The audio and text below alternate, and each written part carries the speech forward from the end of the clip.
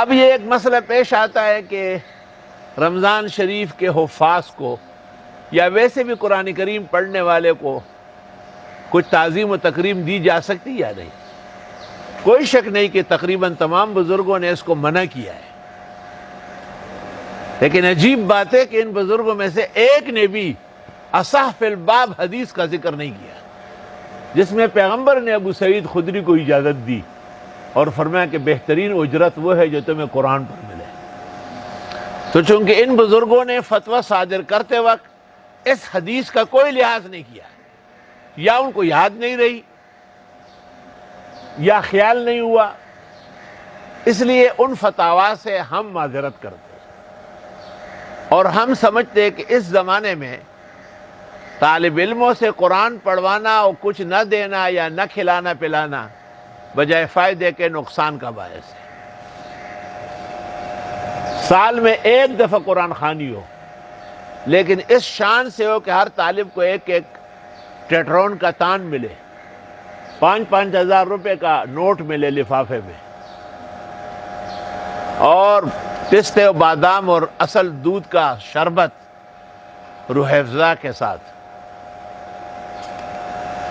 یہ تعظیم قرآن ہے اور بہترین تکریم اور تعظیم ہے۔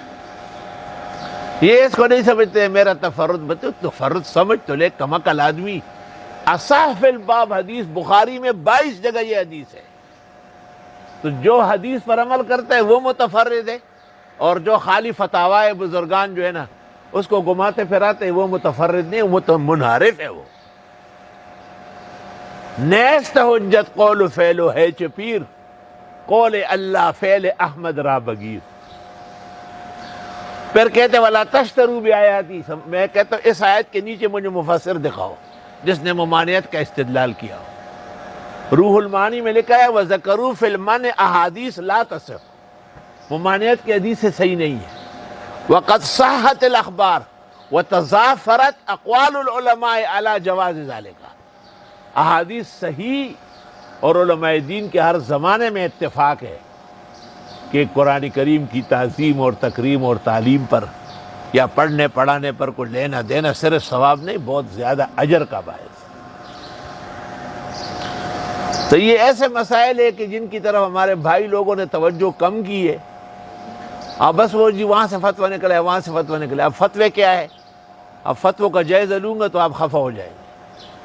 کہتے ہیں جو پڑھ رہا ہے نا اس کو نہ دے، جو پیچھے سن رہا ہے اس کو دے، سن تو امام صاحب رہا ہے نا۔ ہمارے مولانا رضا الحق صاحب افریقہ کے فقیہ اور مفتی اعظم ہیں، انہوں نے کہا ویڈیر خی ویلی ددیدہ سے دا سے حکم دولے علم نکولو، کہتے ہیں وہ اس کو نہ دے جو محی الدین پڑھ رہا ہے، بہترین پوری دنیا کے اونچے قراء میں سے ایک ہے۔ اللہ پاک ہمیشہ محفوظ و معمون رکھے، اور اللہ تعالیٰ ان کو گھروں میں جا کے ٹیوشن پڑھانے سے منع فرمائے۔ مجھے ایک ساتھی نے کہا کہ آپ جب جوش میں آتے ہیں تو قاری صاحب کے فضائل بیان کرتے ہیں، اس دن اس کے 2 سیٹوں کے ہاں اور ٹیوشن لگ جاتے ہیں۔ میں نے کہا اچھا اب ساتھ یہ کہوں گا،